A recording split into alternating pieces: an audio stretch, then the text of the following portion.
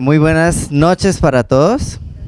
Estamos realmente muy contentos de iniciar una nueva etapa en Contracorriente. Como pueden ver, estamos estrenando nuevamente salón, mandamos a ampliar porque sé que vamos a estar más cómodos acá, vamos a poder estar como más concentrados, más unidos también todos. Nos vamos a poder concentrar también mucho mejor, vamos a poder hacer actividades donde nos vamos a integrar más chévere también. Para las personas que estaban acostumbradas de pronto a las redes sociales o a vernos a través de las transmisiones, se van a seguir grabando los mensajes y entre semanas se van a estar publicando. Entonces en YouTube ustedes nos pueden seguir y nos pueden ayudar a compartir los mensajes. Antes de iniciar quisiera hacer una oración, así que por favor cierren sus ojitos allí donde están. Padre, te damos muchas gracias, Señor, por este nuevo tiempo, Señor, por este regalo que nos da, Señor, en este nuevo auditorio, en este salón, Señor. Ponemos en tus manos, Padre Celestial, este tiempo precioso, Señor. Te pedimos en el nombre de Jesús, Señor, que te lleves toda distracción, Padre, que te lleves, Señor, todo cansancio, todo estrés, toda preocupación y nos permita, Señor, concentrarnos en cuerpo, alma y espíritu, Señor, en recibir tu palabra, en recibir tu mensaje, Señor, y tomar, Señor, eso que tú tienes para nosotros el día de hoy, Padre. Muchas gracias, Señor, en el nombre poderoso de Jesús. Amén y amén. Bueno, vamos a ir directamente a la palabra de Dios. Hoy, como hay un poquito menos de tiempo por ya todo lo que tuvimos durante la reunión, quiero ir directamente, no voy a hacer mucha introducción, así que vamos a leer todos Juan capítulo 6, versículos del 1 al 14. Yo voy a estar leyendo en Nueva Traducción Viviente. Hoy estamos iniciando una nueva serie que se llama Las cuentas no me cuadran, ¿sí? Y esto tiene que ver mucho con que nuestra lógica y nuestras matemáticas no son las mismas para Dios. O las de Dios no son necesariamente las de nosotros, ¿sí? O sea, no siempre en Dios o para Dios 1 más 1 es 2, ¿sí? No siempre la lógica secuencial que nosotros manejamos es la misma lógica que Dios usa siempre. Y aquí vamos a ver el primer ejemplo, el primer caso, ¿vale? Entonces dice Juan capítulo 6, versículos del 1 al 14 en Nueva Traducción Viviente. Después Jesús cruzó al otro lado del mar de Galilea, conocido también como el lugar de Tiberias. Una gran multitud siempre lo seguía a todas partes, porque veía las señales milagrosas que hacía cuando sanaba a los enfermos. Entonces Jesús subió a una colina y se sentó allí, rodeado de sus discípulos. Ya era casi el tiempo de la celebración de la Pascua judía. Enseguida Jesús vio que una gran multitud venía a su encuentro. Dirigiéndose a Felipe, le preguntó: ¿dónde podemos comprar pan para alimentar a toda esta gente? Lo estaba poniendo a prueba porque Jesús ya sabía lo que iba a hacer. Felipe contestó: aunque trabajáramos meses enteros, no tendríamos el dinero suficiente para alimentar a toda esa gente. Entonces habló Andrés, el hermano de Simón Pedro. Aquí hay un muchachito que tiene 5 panes de cebada y 2 pescados. ¿Pero de qué sirven ante esta enorme multitud? Jesús dijo: díganles a todos que se sienten. Así que todos se sentaron sobre la hierba, en las laderas. Solo contando a los hombres sumaban alrededor de 5,000. Luego Jesús tomó los panes, dio gracias a Dios y los distribuyó entre la gente. Después hizo lo mismo con los pescados, y todos comieron cuanto quisieron. Una vez que quedaron satisfechos, Jesús les dijo a sus discípulos: ahora junten lo que sobró, para que no se desperdicie nada. Entonces ellos juntaron las sobras y llenaron 12 canastos con los restos que la multitud había dejado de comer de los 5 panes de cebada. La gente, al ver la señal milagrosa que Jesús había hecho, exclamó: no hay duda, este es el profeta que esperaba. Miren que en esta historia podemos ver a un Jesús que se interesa por la necesidad de los demás, ¿sí? Dice que él estaba con sus discípulos y que ya una multitud lo estaba siguiendo. Y a pesar de que una multitud ya le seguía, él vio a lo lejos que venía y seguía llegando gente. Y Jesús vio la necesidad de esas personas. Y Jesús fue movido en compasión, dice la palabra. Que él sintió compasión de ellos y por eso se lanza a hacer una pregunta. ¿Dónde podemos comprar pan para alimentar a toda esta gente? En esta historia puedo ver a un Jesús que se interesa por la necesidad de los otros, que se compadece de ellos y se hace cargo de la situación. A nosotros muchas veces nos pasa que lo que sentimos es lástima por las personas y decimos, ay, pobrecitos, pero pasamos de largo. Jesús no, Jesús vio la necesidad y se hizo cargo de esa necesidad. Y el hacerse cargo muchas veces comienza por una pregunta. ¿Dónde podemos comprar pan para toda esta gente? Y Jesús no es que no supiera que ahí cerca no habían panaderías, ¿sí? Sino que Jesús estaba abriendo el espacio, generando la oportunidad, creando la atmósfera correcta para dar una lección a sus discípulos. Muchas veces a nosotros no nos cuadran las cuentas porque estamos mirando lo natural, porque las matemáticas de Dios son sobrenaturales como Él es sobrenatural. Dios está y va más allá de nuestra lógica y de nuestra capacidad de razonamiento. No podemos encerrar a Dios en una cuadrícula, en una cajita, en un salón, en un auditorio. Tampoco lo podemos encerrar en lo que nuestra mente puede comprender solamente. Porque por más conocimiento que tengamos de Dios, de la ciencia, de la tecnología, de las matemáticas, de la naturaleza, nunca vamos a llegar a comprender a Dios en su totalidad. Nunca vamos a llegar a conocer a Dios en su totalidad. Porque Dios es infinito. Porque Dios no deja de ser. Lo que vemos es un vislumbre de Dios.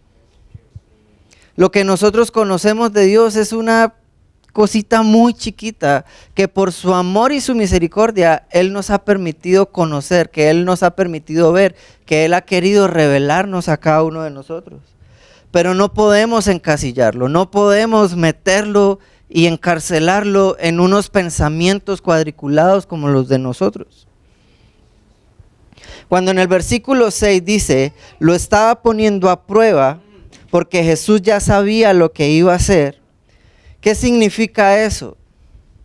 Precisamente eso, Jesús ya sabía. No es que Jesús no supiera qué iban a hacer o cuál era el paso a seguir. Jesús incluso sabía qué le podían responder o qué era lo que le iban a responder con exactitud. Jesús sabe qué hacer en cada situación. Sin embargo, a Él le gusta involucrarnos en sus planes. A Jesús le daba lo mismo hacer la pregunta de dónde conseguir pan, o simplemente hacer llover pan del cielo, o inventarse las plantas que dieran pan. O sea, para Jesús eso es irrelevante. O hubiera podido llamar el panadero del pueblo y haberle dicho mucho antes, o cualquier cosa. Cualquier cosa hubiera podido hacer Él para que saliera pan de cualquier parte.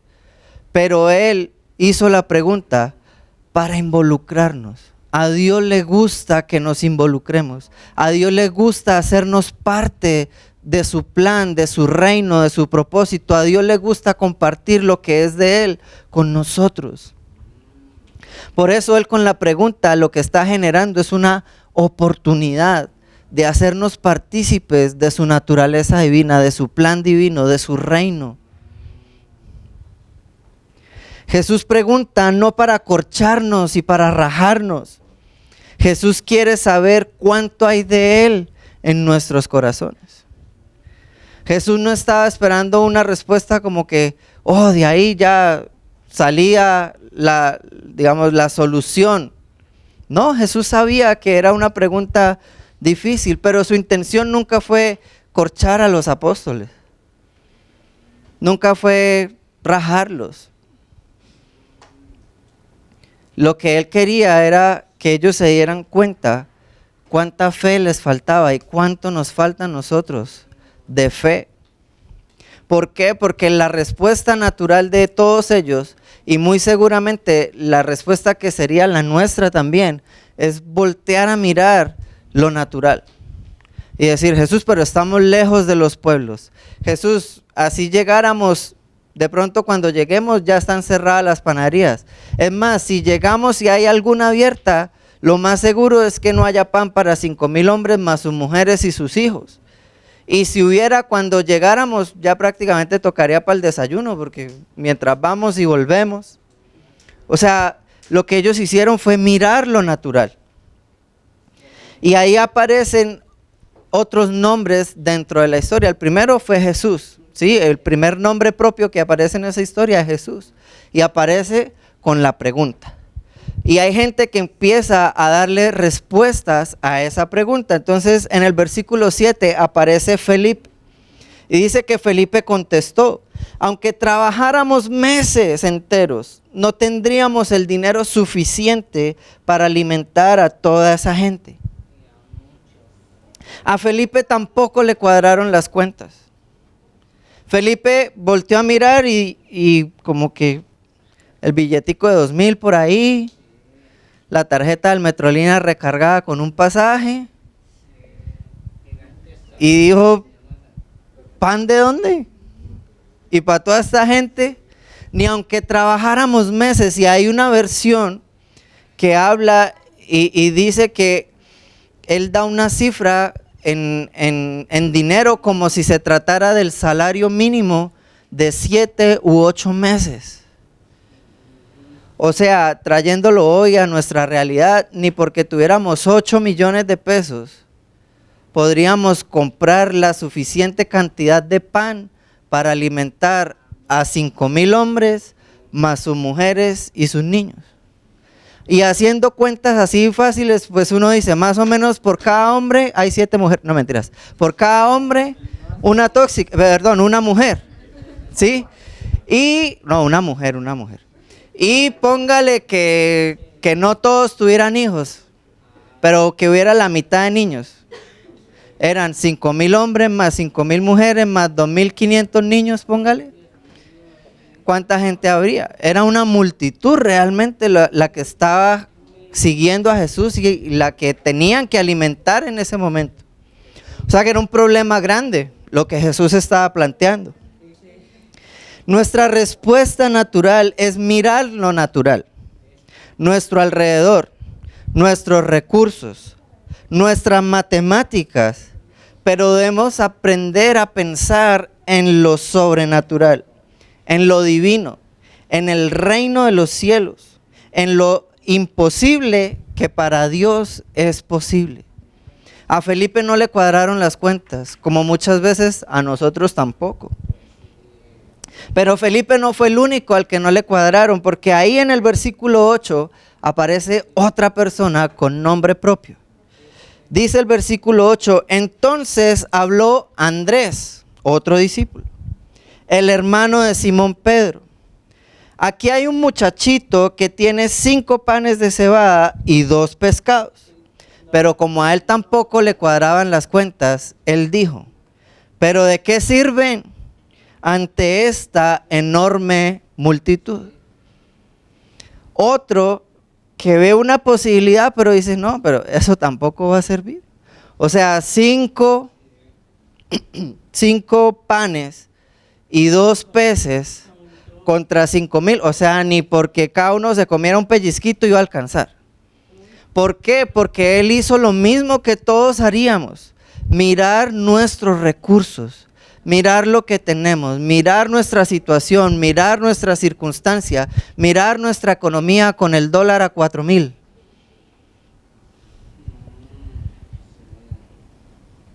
Y uno dice, y uno con con quincena de estudiante. ¿Cierto? Y uno dice, pero ¿de dónde? O sea, ¿de dónde voy a sacar para todo esto? ¿De dónde vamos a alimentar a esta multitud? A Andrés tampoco le cuadraron las cuentas.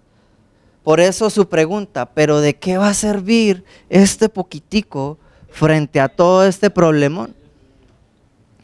Pero resulta que aparece en medio de la nada un muchachito. Y lo curioso de la historia es que el muchachito no se conoce el nombre. O sea, la historia menciona a Jesús, menciona a Felipe, menciona a Andrés, pero al muchachito es un NN. Pero ese NN, ese del cual no sabemos el nombre, resulta que nos enseña hoy tantas cosas maravillosas. Dice, pero para un muchachito que de pronto no sabía matemáticas, lo importante no era lo que él podía dar, sino a quién se lo iba a entregar. Y nosotros debemos aprender que lo importante no es tanto qué es lo que vamos a dar, qué es lo que estamos dando, sino a quién se lo estamos entregando. En manos de quién estás poniendo tu vida. En manos de quién estás poniendo tus recursos. En manos de quién estás poniendo tu talento, tu don, tu capacidad. ¿A quién se lo estás entregando? Porque este muchachito sabía que de pronto esa pequeña provisión en sus manos no iba a servir para mucho. Pero en las manos correctas, en las manos de Jesús, iban a poder salvar el hambre o saciar el hambre de toda esa multitud. En nuestra vida debemos aprender que al final no se trata de nosotros. Se trata de Jesús. No se trata de qué es lo que yo tengo, o qué es lo que yo puedo, o cuál es mi situación, o cuál es mi limitante, o qué es lo mucho que tengo. Al final de cuentas, todo se trata y cuenta es en Jesús.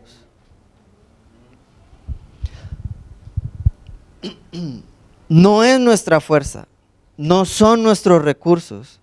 Así que tampoco son nuestras limitaciones ni nuestras incapacidades lo que cuentan. Piensen por un momento en esto. Dios creó todo de la nada. ¿Sí o no? Ahora, ¿qué podría hacer si le das un poco de lo tuyo? Si Dios creó el universo de la nada, ¿tú crees que así tú consideres que lo tuyo es poquito? ¿Será que Dios no va a usar ese poquito? ¿Será que Dios no puede hacer algo maravilloso con ese poquito? Y tú puedes decir, el poquito puedo ser yo. El poquito puede ser mi vida. El poquito puede ser el poquito talento que tengo. O el poquito don que creo que yo tengo. O el poquito tiempo que creo que yo tengo. O la poquita edad que yo creo que tengo para hacer cosas grandes. Pero es que Dios no mira si tu edad es poquita, si tu tiempo es poquito, si tus recursos son poquitos. Dios mira es tu corazón al entregarle ese poquito, porque con ese poquito Él puede hacer cosas asombrosas, porque con ese poquito Él puede hacer cosas maravillosas, grandiosas, beneficiosas no solamente para ti, sino para toda una multitud, como fue el caso de este muchachito. En el versículo 10 dice, Jesús dijo, díganle a todos que se sienten. Así que todos se sentaron sobre la hierba, en las laderas. Solo contando a los hombres sumaban alrededor de 5,000. Y luego Jesús tomó los panes, dio gracias a Dios y los distribuyó entre la gente. Después hizo lo mismo con los pescados y todos comieron cuanto quisieron. Una vez que quedaron satisfechos, Jesús les dijo a sus discípulos, ahora junten lo que sobró para que no se desperdicie nada. Y quiero terminar con esto. Cuando Jesús hace la pregunta, y les digo que quiero terminar porque porque si no, no me aguanto las ganas y les cuento qué es lo que vamos a hablar en 8 días. Pero en 8 días vamos a estar hablando de otro aprendizaje acerca de esta historia, pero no se las voy a contar. Pero cierro con este pensamiento. Cuando Jesús hace la pregunta, una de las personas que responde dicen, ¿y de dónde podemos sacar y darles así sea un poco a cada uno? Un poco. A veces nosotros pensamos en poco, porque nuestros recursos parece que son pocos. Pero la gente no recibió poco de Jesús. Jesús recibió poco del muchachito, pero Jesús no dio poco. Jesús nunca da poco. Dice la Biblia que ellos comieron hasta que se saciaron, hasta que estuvieron satisfechos. Y no sobró tampoco poco, sobraron 12 cestas llenas. O sea, no sobraron migajas. No sobró, como dicen las abuelitas, el bocadito. No fue un bocadito lo que cada uno comió y no fue un bocadito lo que sobró. Hubo mucho para todos y sobró mucho para llevar. Porque no se trata de nosotros. Porque aunque no nos cuadren las cuentas, Dios es suficiente. Dios es sobreabundante. Dios no sabe dar poquito. Dios todo lo creó en abundancia y quiere compartir su abundancia con nosotros. Y no estoy hablando solamente de abundancia en lo material, que claramente lo quiere hacer, pero Dios quiere que haya abundancia de amor en tu vida. Dios quiere que haya abundancia de paz en tu vida. Dios quiere que haya abundancia de gozo en tu vida, de alegría, de felicidad. Dios quiere que haya abundancia de perdón, de gracia en tu vida. Dios no da poco. Nosotros somos los que pensamos en algún momento que si damos algo, de pronto ese algo más adelante nos haga falta. Entonces por eso no damos. Y uno dice, voy a decir una cifra cualquiera, 1,000 pesos, 1,000 abrazos, 1,000 minutos. Y uno dice, no, besos no, pesos, Alejo. Bueno, también besos. Y después uno dice, ay, pero es que 1,000 es como mucho. Mejor doy 500 porque qué tal después me haga falta. ¿Qué tal después me haga falta ese dinero? ¿Qué tal después me haga falta ese cariño? ¿Qué tal después me haga falta ese tiempo? Pero aquí vemos que no. Ustedes se imaginan qué hubiera pasado si este muchachito dice, ¿y si me tumban? Y si yo se lo doy a Andrés y Andrés en vez de dárselo a Jesús se lo queda a él y era lo único que yo traía y fue lo que mi mamá me dejó solo para nosotros, ¿qué hago? ¿Qué tal el niño hubiera dicho no? Yo doy solamente 2 panes y medio y un pez. Yo creo que también Jesús hubiera podido hacer el milagro, pero este niño provocó algo más, porque él no dio tampoco en escasez, él de lo que tenía, de eso dio. Y yo me imagino que al menos algo de lo que sobró le tuvo que quedar a él. Algo de lo que sobró tuvo que habérselo llevado él para su casa, porque él fue el de la semilla, él fue el que provocó el milagro, él fue el que creyó en Jesús. ¿Cuánto más va a suceder en nuestras vidas si nosotros nos animamos a creer? Si nosotros nos animamos a confiar.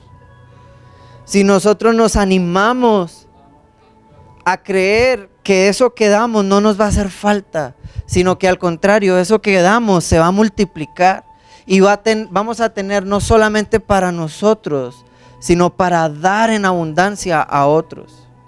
Y les repito, no estoy hablando y no quiero que piensen solamente en dinero. ¿Cuánto de tu tiempo lo estás invirtiendo tú en el reino de Dios? Y no estoy hablando solamente de venir a la iglesia o asistir a reuniones de iglesia, sino tú haces el reino de Dios, tú llevas el reino de Dios. Cuando escuchas a alguien, cuando le hablas de Jesús a alguien, cuando perdonas a alguien, cuando te tomas el tiempo de ser el Jesús que esa persona pueda llegar a conocer. Eso es ser partícipes del reino de Dios. Eso es hacer el reino, eso es traer el reino. Eso es lo que Jesús dijo: Señor, que venga tu reino, venga a nosotros tu reino. Si Jesús pidió que el reino viniera, ¿a través de quién va a venir el reino de Dios si no es de los hijos de Dios?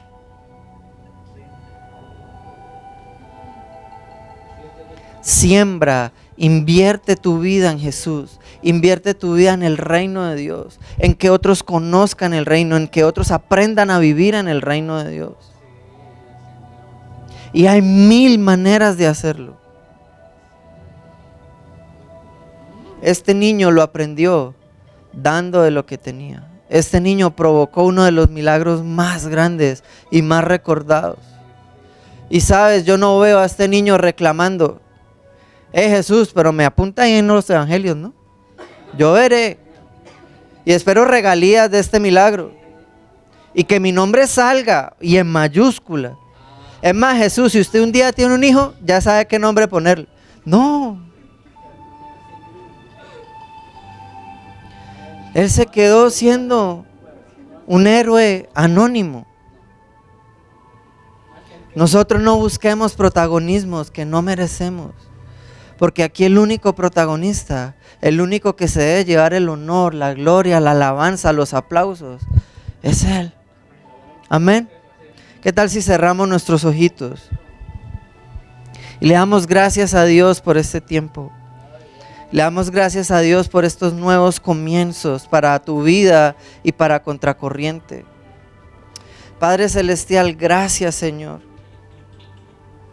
Gracias, Señor, porque aunque nuestras cuentas no cuadren, Señor, en el cielo no se ha descuadrado nada, Señor.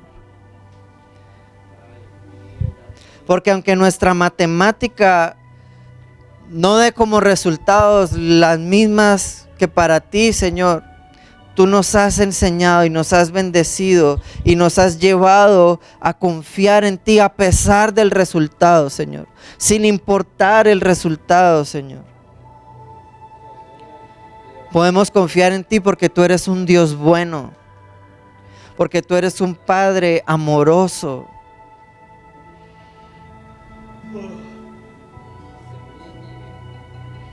Señor, hoy queremos decirte que estamos dispuestos, Señor, a invertir nuestra vida en tu reino, a invertir nuestra vida para ti, Señor.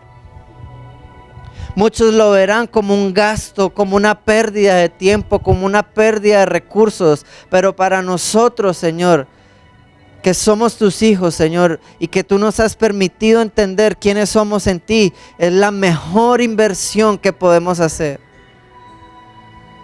Es la que más rendimiento nos va a dar, Señor. Porque nadie, Señor, paga al 100 por 1, Señor.